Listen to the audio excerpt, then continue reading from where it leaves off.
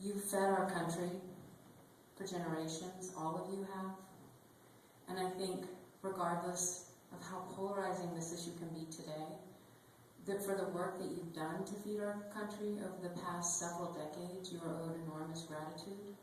So thank you for that dedication to feeding our country.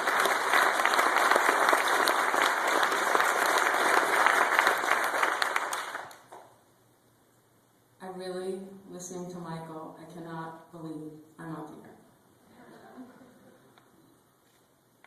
12 years ago, if I had been sitting in that chair, listening to this dialogue, I would have thought, what planet are these people from? I completely dismissed all of this food dialogue as a hobby, as maybe some lifestyle of the rich and famous, or maybe it was some hippie thing. I grew up in Texas, and I packed Doritos and Ding Dongs in my lunchbox every day. So I also was the oldest of 4 kids, and very type A, and thankfully I channeled that into academics, and went to business school and then on to serve as an analyst on Wall Street. And I covered the food industry. So when the management teams from places like Wild Oats at the time and Whole Foods would come through our offices, they'd order those veggie subs. And we had plenty to say about it. And it wasn't always nice. So when I traded my briefcase for a diaper bag, and I threw all of that type A energy into having kids, we had 4 kids in just over 5 years. And right after our first child was born, my husband accepted a job in Colorado. And when we landed here, it was complete and total culture shock. We had 4 kids in just over 5 years. And when our oldest started preschool, and I had teachers telling me that there had to be cloth napkins in those lunchboxes, and tubes of yogurt weren't allowed, I thought, who are you to tell me what to feed my children? And I pretty much rolled that way for several years, until life has a funny way of sort of knocking you to your knees. And it happened one morning over breakfast when our youngest child had an allergic reaction. And that morning at breakfast, I was serving tubes of blue yogurt, Lego My Eggo waffles, and scrambled eggs. And when her face started to swell shut, I had no idea what a food allergy looked like.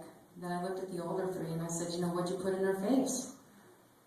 And they all gave me those honest, blank little kid stares. So I raced her to the pediatrician's office. She says, this is a food allergy. And she starts rattling off these top 8 allergens. And all I could think was, since when did food become so dangerous to children? Because I hadn't known anybody with a food allergy when I was a kid. And suddenly here I was being told that PB&J and carton of milk were loaded weapons on the lunchroom table. And so as we got the baby under control, I came home, I put all 4 kids down for a nap, and every single one of those analytical type A genes went off. Because I had dismissed the whole food allergy thing, too. And I wanted to know, why are so many children challenged by this condition today? And so 5 years ago, I learned that from 1997 to 2002, there had been a doubling of the peanut allergy. I also learned at that point in time, 1 out of 17 kids under the age of 3 then had a food allergy. Later, I went on to learn that according to the CDC, there had been a 265% increase in the rate of hospitalizations related to food allergic reactions.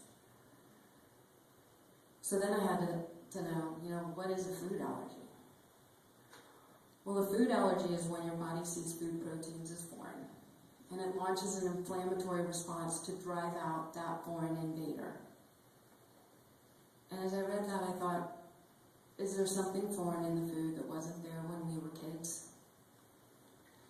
And I know correlation isn't causation. But as I turned to the U.S. Department of Agriculture and scientists and other resources, I learned about this genetic engineering of the food supply, about the introduction of these new proteins into our crops.